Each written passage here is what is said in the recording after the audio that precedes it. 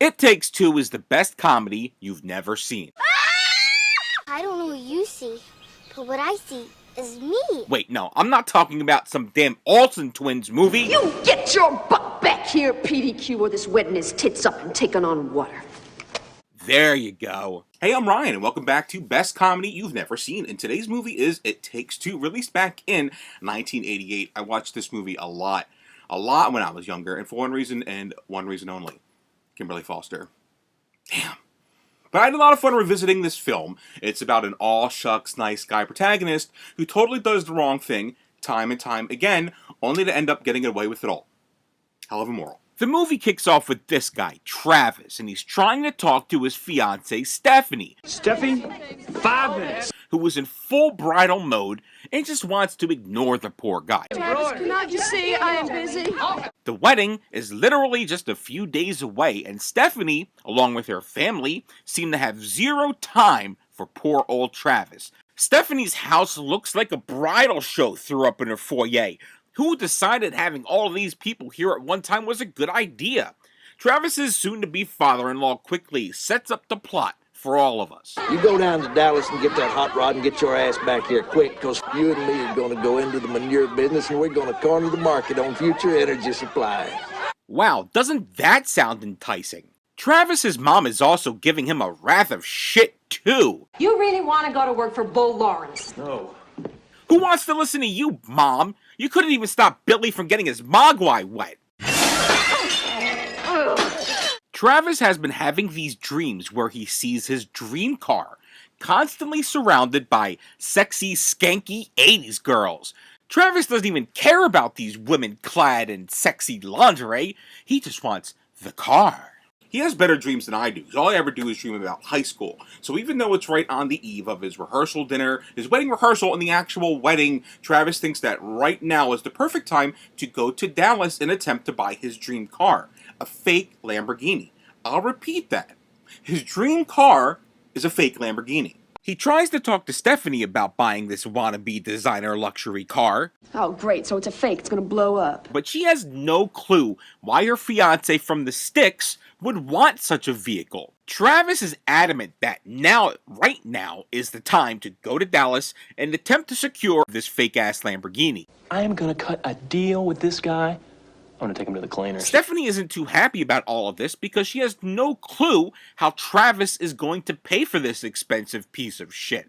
I am going to spend the rest of my life living in a trailer, eating tuna fish, trying to pay for this dang car. But I guess she agrees just to get him out of her hair so she can continue getting prepped for the wedding. No options. I don't want any No options. mag wheels, no 6-liter engine. Don't want a 6-liter You want a engine. radio? Can't have it. Travis, if we're ever going to be able to afford this car, you cannot buy one It option. really comes off that going to Dallas is some sort of huge big deal. I mean, Travis is literally taking a bus ride to Dallas to buy a car and then driving home. His parents see him off like he's moving to Alaska or something.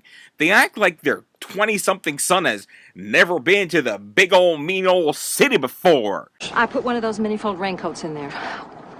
Well, you never know.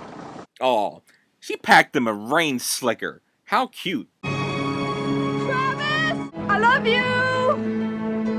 Travis seems to have no problem with his bus ride to the big city as he gets to Dallas in one piece and seemingly is able to find the fake Lamborghini dealership right away. Take that, Mom and Dad.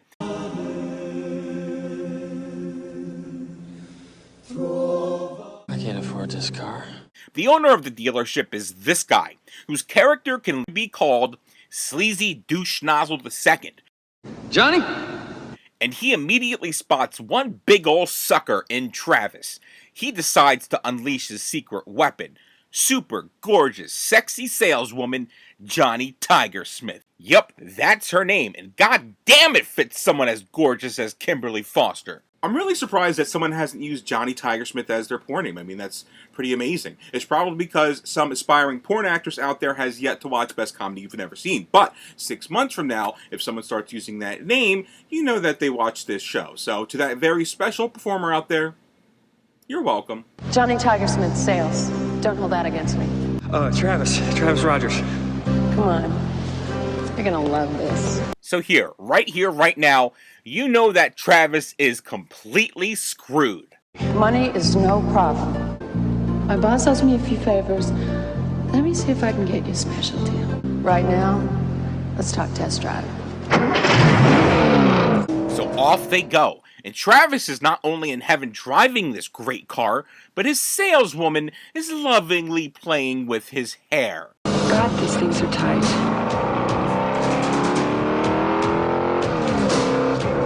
Travis, you might want to keep your eye on the road. I mean, wow, just look at this saleswoman's technique. I would buy ice from her even if I was living in the Antarctic. Now, remember the no frills thing? You cannot buy one option. Johnny sits Travis down in front of a computer that features a slew of different options for his dream car. There's 2 buttons, C and no. Who wants to say no? Not Travis. He is very much... except when he gets to this part. Extended warranty. Dude, what kind of backwards bumpkin are you? Johnny says she has to go to her boss and try to work out a special deal. Take his 5 and nail his ass on the monthlies. Which is really just sleazy douche nozzle II saying to take this sucker for every penny he has. I'll be back. Was it fire a nice red? I got it. And with that, Travis has his dream car. A fake Lamborghini. A fakerghini. Travis calls Stephanie to tell her the great news, but she really doesn't give a rat's ass about Travis's new car. It seems to be that Stephanie cares more about being married and having Travis wrapped around her little finger than whatever Travis is actually interested in. Travis will be here. And just what makes you so sure? Because I've got him wrapped around my finger. Wedding ring goes around the 4th finger. Husband goes around the pinky. Oh, she's so funny. Bridezilla or just a bitch? I'm sure we'll find out the answer shortly. So finally, Travis is able to pick up his new fakerghini and drive back to Hicksville, USA for his wedding rehearsal. First mile's for you. Once in the fakerghini, Travis is high on life. The local ladies check him out and are all like, I love your car. So Travis is feeling great. Then all kinds of bad shit just starts happening to the car. Dude has the car for like 13 seconds. It already goes to shit. Now this basically kicks off the events and misadventures that takes us through the rest of the movie. But one quick cyber lookup tells me that even though Travis didn't have the quote extended warranty, Texas still had a lemon law back in 1988 that would have protected him and got his vehicle repurchased, repaired, and replaced. Unless the statute doesn't cover fake-ass Lamborghinis. And, of course, that would have just ruined the fun of the end of the film if Travis just got a lawyer and, figured things out. But I'm just saying, the guy's not that bright. So with no money and no car, Travis finds himself at a local bar where he runs into Johnny. Now, previously, Travis had gone back to the dealership where he was told... Where's Johnny? Johnny's gone. Yeah, I heard that already. No, look at... And then he's told this... All told here, I'd say you're running about 3,200 bananas. Then poor Travis hears this... Oh, wise you been to get the extended warranty. I didn't get it. Giuseppe can only help you if you have that fine extended warranty. Which basically makes him lose his shit, threaten everybody, and get thrown out by the cops. But Johnny soon reveals that... Get my car back. I can't. I got fired. Fired? All. He has no car. She has no job. What could they do? How about have sex? So Travis completely blows off his wedding rehearsal to totally have sex with this beautiful woman. Not only does Johnny sleep with him, she then tells him he should run away with her. Come with me to California. California? Now Travis is confused and having second thoughts about getting married. Travis calls his dad, who tells him that he also cheated on Travis's mother before they were married. Dad, I'm in love with another woman right now. Now listen to me, son. You tell your mother this, I'll skin you alive, but on the morning of my wedding, I woke up in the bunk with somebody else myself. You did? So it's totally okay to bang random girls the day before your wedding. That is some great advice, Dad. Try this. What? Let's go get your car. Johnny has the wonderful idea to break into the dealership and steal Travis a new but actually functional fakerghini. They recruit this guy, Wheel, to help him. Wheel was a mechanic at the dealership, who just got fired because the boss is a psycho hose beast and seems to be firing everybody. All right, that's it. You're out of here, buddy. You're fine. Give an airborne shit, dickhead. Get the hell out of here. The wheel was all about helping Johnny steal Travis a working car, so off they go to the dealership.